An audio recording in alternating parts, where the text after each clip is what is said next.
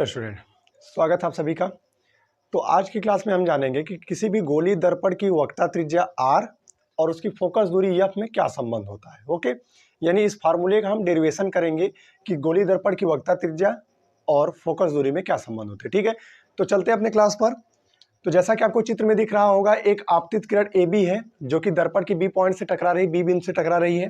ठीक है, और परावर्तन के पश्चात ये इसके फोकस से होकर जाती है। आपको यहाँ पर दिखाया गया कि कोई प्रकाश किरण फोकस से होकर जाती है, तो इसका सीधा सीधा मतलब है कि जो AB होगी, ध्यान दीजिएगा, जो AB होगी प्रकाश किरण वह मुख्य अक्ष के समांतर होगी। यानी कि जो प्रकाश किरणें मुख्य अक्ष के समांतर चलते हुए दर्पण से टकराती हैं तो वह उसके मुख्य फोकस से होकर जाती है। इस चीज को आपको याद रखना है, ये दर्पण का प्रथम नियम होता है परावर्तन से। ओके, तो यहाँ पर देखेंगे चित्र में कि AB आपतित किरण है और BF जो है वो परावर्तित किरण है। इसके साथ साथ हमने क्या किया कि बिंदु C से B पर अभिलंब खींच दिया।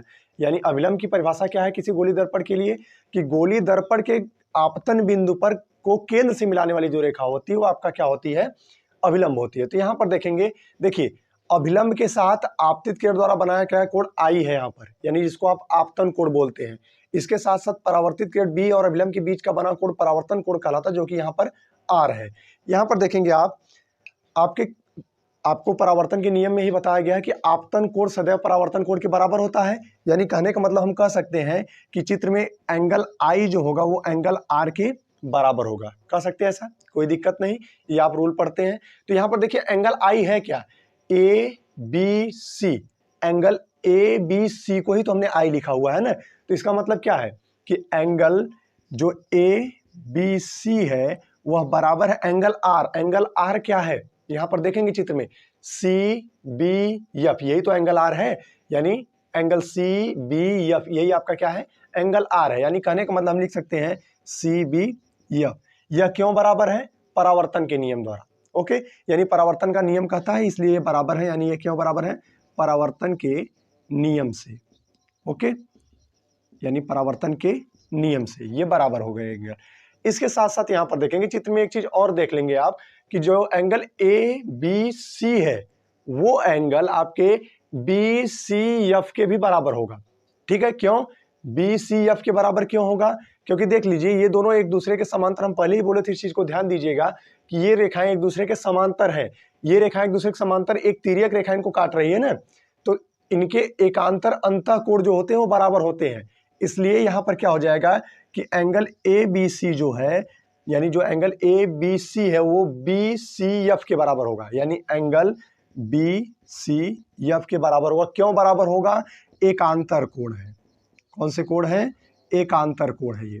ठीक है, अब देखिए यहां पर एक चीज कॉमन दिख रही है आपको, ABC यहां पर भी है, ABC यहां पर भी है। यानी किसी भी चीज का अगर लेफ्ट हैंड साइड बराबर दिख रहा है, इसका मतलब क्या होता है कि राइट हैंड साइड भी बराबर होगा। यानी बायां पक्ष बराबर है तो दायां पक्ष भी आपका क्या होगा, बराबर होना चाहिए। यानी कहने का मतलब यहां से आपको दिख रहा है कि एंगल CBF, यानी यहां पर क्या निकला आपके पास, एंगल CBF जो होगा वो इक्वल होगा एंगल BCF के। ओके, आप इन दोनों एंगल्स का आपस में तुलना करेंगे, तुलना करने के बाद आपको मिल जाएगा जो CBF है वो BCF के बराबर होगा। इस प्रकार देखेंगे त्रिभुज एक यहां पर बना BCF। ठीक है, एक त्रिभुज बना आपका कौन सा, त्रिभुज BCF में कर सकते हैं, त्रिभुज BCF में। BCF में आप ध्यान दीजिएगा, BCF में यहां पर देखिए दोनों एंगल, ये वाला एंगल और ये वाला एंगल बराबर है, दोनों एंगल्स बराबर है। जब ये दोनों बराबर है तो इसका मतलब क्या है कि यह एक समद्विबाहु त्रिभुज है। और समद्विबाहु त्रिभुज में क्या होता है कि दो जो भुजाएं होती है वो बराबर होती हैं एक दूसरे के।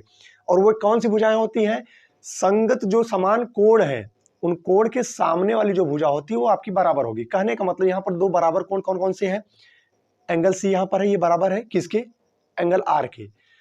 C वाले के सामने भुजा कौन सी है, देखिए ये दोनों भुजाएं इससे लगी हुई, इसलिए ये सामने की भुजा नहीं होगी या विपरीत भुजा नहीं होगी। इसके सामने ये भुजा देख रही है, ये भुजा कौन सी है, BF है। ठीक है, यानी कौन सी भुजा है, BF है। यह बराबर होगी किसके, दूसरा वाला एंगल इसमें कौन सा सेम है, R वाला। R के ठीक सामने भुजा कौन सी है, CF है। यानी जो BF है वो CF के बराबर होगा। ठीक है, इतनी बातें क्लियर होंगी आपको। यानी कि यहां पर देख लेंगे आप, जो ये इसके सामने की भुजा ये है, ये बराबर होगी किसके, जो इसके सामने ये है, ये दोनों क्या होंगी, आपस में बराबर होंगी। ठीक है, अब देखेंगे यहां पर आगे बढ़ेंगे। अगर हम मान लेते हैं कि दर्पण का जो द्वारक है बहुत छोटा है, द्वारक छोटा होने का मतलब कि ये जो पूरा भाग दिख रहा है ये बहुत छोटा हो। जब छोटा होगा तो देखिए बी पॉइंट जो पॉइंट बी है वह पी के बहुत नजदीक आ जाएगा, ठीक है, यानी जो पॉइंट बी है वो पी के बहुत नजदीक आएगा। जब बहुत नजदीक आ जाएगा तो होगा क्या कि ये जो बी है और पी है इनके बीच की दूरियां लगभग लगभग समान हो जाएगी। किस बिंदु से? बिंदु एफ से। यानी यदि आप लिखेंगे यदि दर्पण का द्वारक बहुत छोटा हो, बहुत छोटा हो, तो जब बहुत छोटा होगा तो जो बिंदु बी है वह पी के बहुत निकट होगा। निकट होगा तो क्या होगा इससे कि जो एफ बी यानी बी एफ है, यानी जो बी एफ है वो लगभग बराबर होगा किसके? एफ पी के। यानी जो ये देखिए एफ बी है, बी अगर इसके नजदीक आ जाएगा तो बी एफ और एफ पी दोनों लगभग बराबर हो जाएंगे।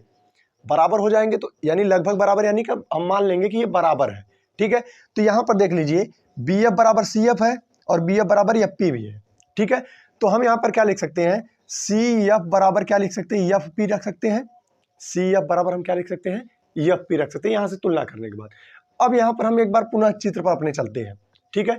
हमारे चित्र में देख लीजिए, यानी हम लिख देते हैं यहां पर कि चित्र में क्या कह रहा है। देखिए यहां पर जो सीपी पॉइंट है, सीपी बिंदु जो है, सीपी दो बिंदुओं से मिलकर बना हो, दो रेखाखंडों से मिलकर बना। किससे?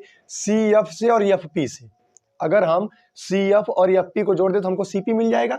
यानी हम लिख सकते हैं इसको कि सीपी इज इक्वल टू क्या है? C F plus F P. यानी जो सीपी है वह किसके बराबर होगा? सीएफ को और एफपी को हम ऐड कर दे तो वह उसके बराबर होगा। लेकिन यहां पर आप देख लीजिए, इसको मान लेते हैं equation number first. Equation first से आपको क्या दिख रहा है कि सीएफ की जगह आप एफपी रख सकते हैं। यानी सीएफ जो है एफपी के बराबर है, यानी सीएफ की जगह हम क्या रख सकते हैं? एफपी रख सकते हैं। तो यहां पर हम लिख सकते हैं CP is equal to FP plus FP, ठीक है। यानी जो आपका सीपी है वो एफपी के बराबर है। तो यहां पर देख लीजिए सीपी बराबर हम रख सकते हैं 2fp, ठीक है। 2fp सीपी का मान जो होगा वो 2fp के बराबर होगा। अब यहां से देख लीजिए कि आपको क्या क्या चीजें दी गई हैं। सीपी का मतलब क्या है? वक्रता त्रिज्या हमारी है। यानी सीपी की जगह पे हम क्या रख सकते हैं? आर रख सकते हैं। सीपी की जगह हम क्या रख सकते हैं? आर इज इक्वल टू 2 है, 2 लगा दीजिए। एफपी की जगह हम क्या रख सकते हैं? वही पीएफ या एफपी दोनों एक ही चीजें हैं। एफपी की जगह हम क्या रख सकते हैं? एफ रख सकते हैं। तो यहां पर हम क्या रख सकते हैं? एफ। अगर r is equal to 2f तो एफ की वैल्यू यहां से जब निकालेंगे हम तो एफ इज इक्वल टू 2 यहां पर आ जाएगा तो वह भाग हो जाएगा। तो एफ बराबर क्या हो जाएगा? r/2। यानी कहने का मतलब जो फोकस दूरी होती है वो आपकी वक्रता त्रिज्या की आधी होती है। ओके, तो उम्मीद है कि आपको क्लास समझ में आई होगी, चीजें सही तरीके से समझ में आई होंगी।